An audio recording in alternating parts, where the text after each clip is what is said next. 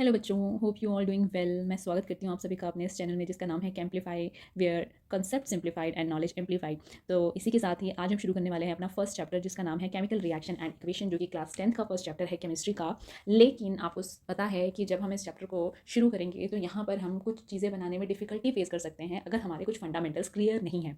Although these fundamentals belong to class 9th, but कई बार class 9th में हम बहुत अच्छे से ध्यान नहीं देते या चीज़ें हमें याद नहीं होती है, तो इस वजह से हम यहाँ पर उन चीज़ों की वजह से डिफिकल्टी फेस ना करें। तो सबसे पहले आज की क्लास में जो हमारा डिस्कशन रहेगा वो कुछ बेसिक और फंडामेंटल से रिलेटेड रहेगा, जिसमें हम बात करेंगे वैलेंसीज, जिसमें हम valency of element, valency of ions और कुछ इंपॉर्टेंट आयंस का डिस्कशन करेंगे which includes cation and anions.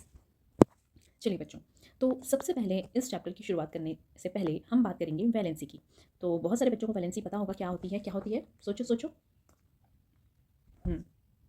Basically in short word we call it combining capacity of an element.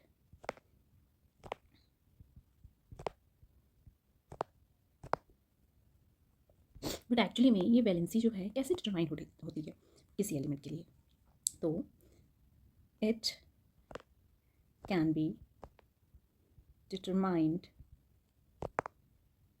By the number of electron lost, gained or shared by an element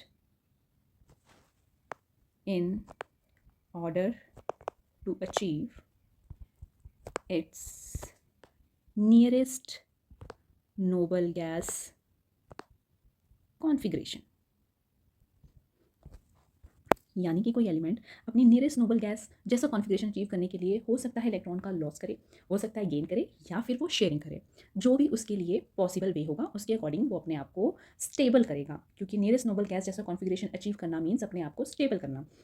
तो जितने भी electrons की involvement होगी इस process में, those electrons are called valence electron. और इस तरीके से जो एलिमेंट है जितने बॉन्ड फॉर्मेशन करेगा या जो उसकी कंबाइनिंग कैपेसिटी होगी दैट इज कॉल्ड वैलेंसी। तो ये तो बात करें हमने एलिमेंट्स की, लेकिन हमें आयंस भी यहाँ पर रिक्वायर्ड रहेंगे। तो आयंस के केस में वैलेंसी क्या है, तो in case of ion,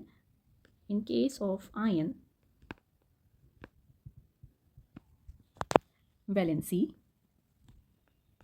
refers to the charge of an ion।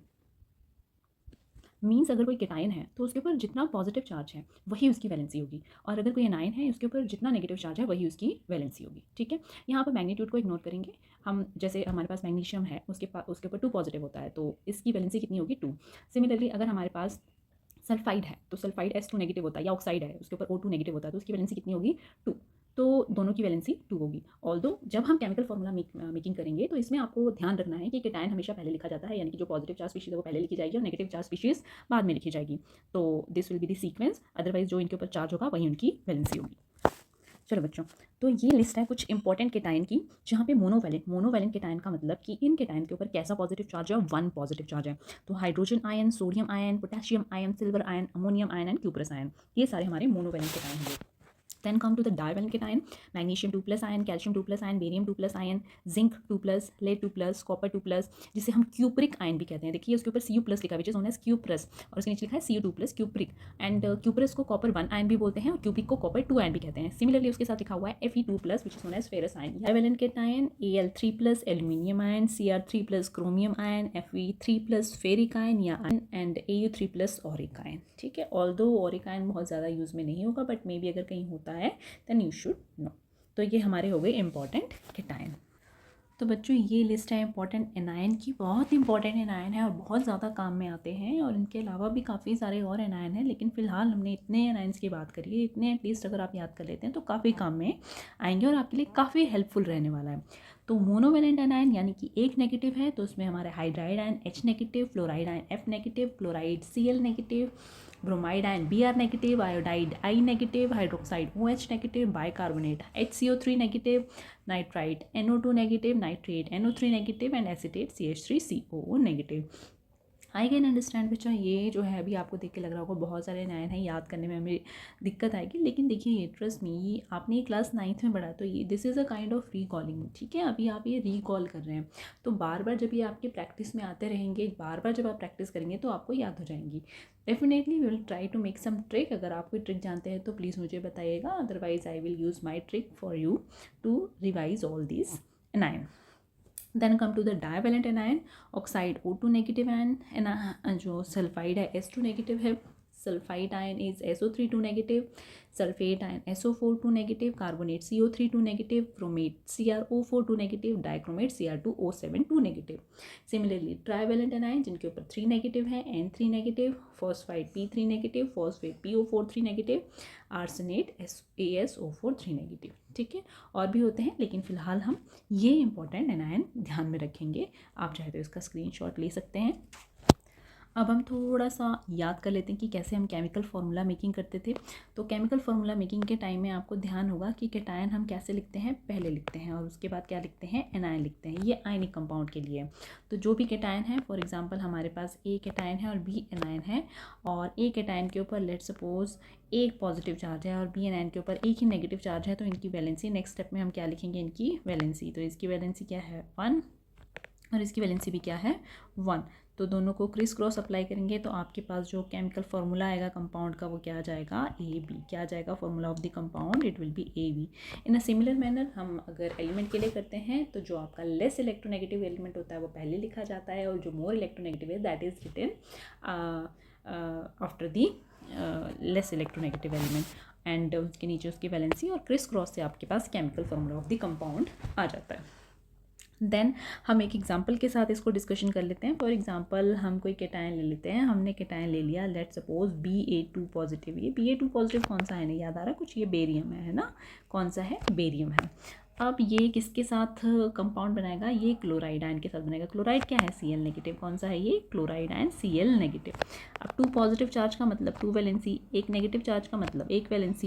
तो यहाँ पर जब आप क्रिस क्रॉस करेंगे तो 1 आपका बेरियम के सबस्क्रिप्ट में चला जाएगा और Cl के सबस्क्रिप्ट में कितना आ जाएगा, 2 आ जाएगा, और ये क्या हो जाएगा इस कंपाउंड का केमिकल फार्मूला।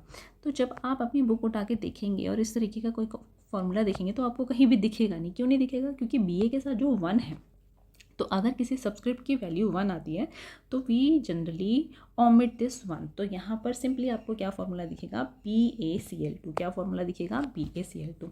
इस तरीके से अगर पॉलीएटॉमिक कैटायन होते हैं या पॉलीएटॉमिक एनायन होते हैं और सबस्क्रिप्ट वैल्यू 1 से ज़्यादा आती है, तो उस टाइम पे ये पॉलीएटॉमिक कैटायन और पॉलीएटॉमिक एनायन जो है they are enclosed in a bracket. जैसे एक एग्जाम्पल मैं ले लेती हूँ। फॉर एग्जाम्पल मैंने एक पॉलीएटॉमिक कैटायन लिया NH4 पॉजिटिव, ठीक है। क्या नाम होता है इसका, अमोनियम। क्या नाम होता है, अमोनियम, ठीक है। इसकी रिएक्शन हम करवा रहे हैं कार्बोनेट के साथ, CO3 2 नेगेटिव। क्या नाम होता है इसका, कार्बोनेट। क्या नाम होता है, कार्बोनेट आयन।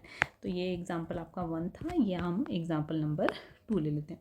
तो इसके ऊपर कितना चार्ज है 1, तो वैलेंसी कितनी हो जाएगी इसकी 1। कार्बोनेट की वैलेंसी कितना चार्ज है 2, तो वैलेंसी भी कितनी हो जाएगी 2। देन क्रिस क्रॉस से आपके पास अमोनियम NH4 के सबस्क्रिप्ट में क्या आएगा 2, तो मोर देन 1 है, तो we need to include this polyatomic ion in a bracket. Then come to the carbonate anion, जो कि अगेन एक पॉलीएटॉमिक एनायन है लेकिन सबस्क्रिप्ट वैल्यू 1 आ रही है, तो इस वजह से हम सिंपली क्या लिखेंगे, CO3। तो क्या हो जाएगा इस कंपाउंड का नाम, इसका नाम हो जाएगा अमोनियम कार्बोनेट। सिंपली जो आपके पास नेम थे उसी के अकॉर्डिंग हमने केमिकल का नेम बना लिया। जैसे इसका नाम क्या हो जाएगा, बेरियम क्लोराइड, ठीक है।